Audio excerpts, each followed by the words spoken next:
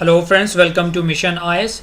So in this short video you will get the very important questions or concept regarding the president versus governor.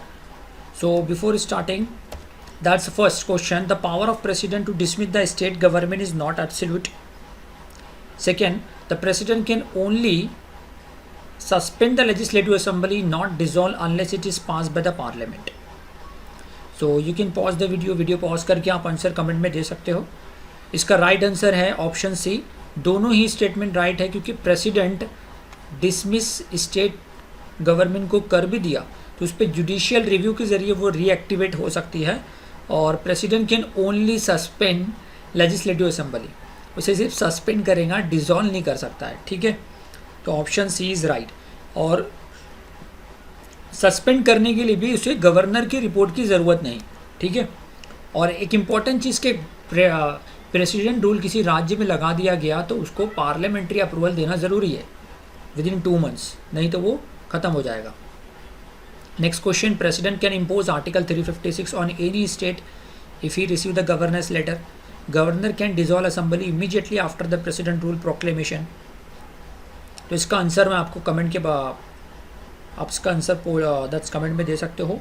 उससे पहले मैं आपको बताना चाहूँगा कि राइट नाउ अनअकैडमी, अगर आप यूपीएससी 2022, 23 या 24 के लिए तैयारी कर रहे हो तो it's the right time to enroll in Unacademy और सब्सक्राइब द अनअकैडमी सब्सक्रिप्शन. देखिए, दिल्ली में जाना और किसी कोचिंग क्लास को लेना ये लैक्स ऑफ 100 और लैक्स ऑफ रुपीज़ का वेस्टेज है, wastage of time and money है.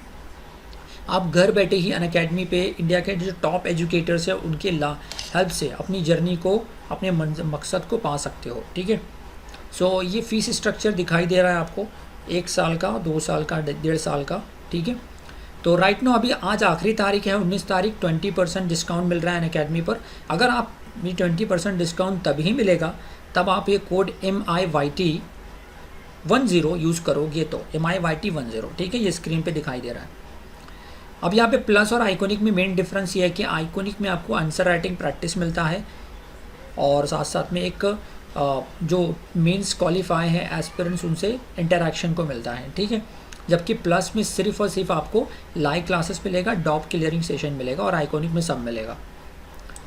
तो वैलिड देख लो आप, आज का तारीख लास्ट है, 12 बजे से पहले सब्सक्राइब करना है.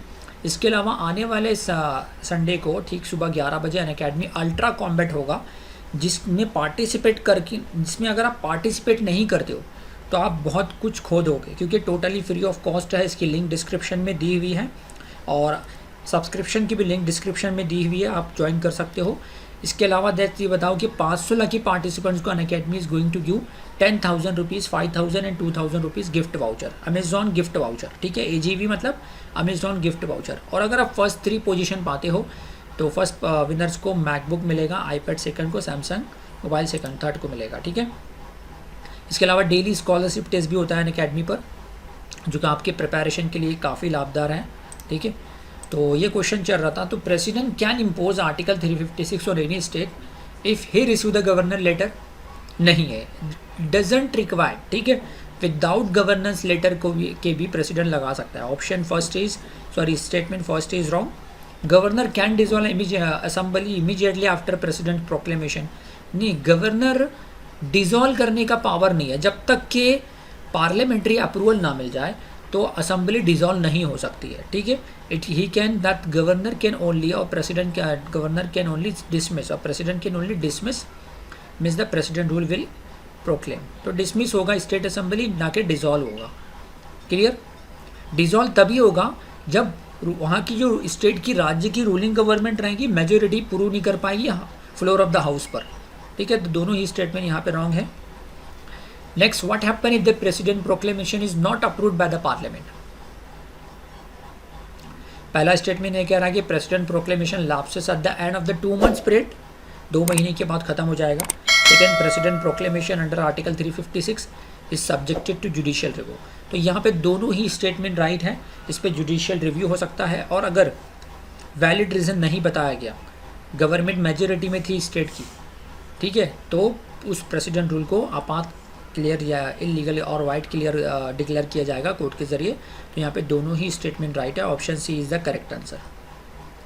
Now, which of the following are the recommendation of the Sarkaria Commission?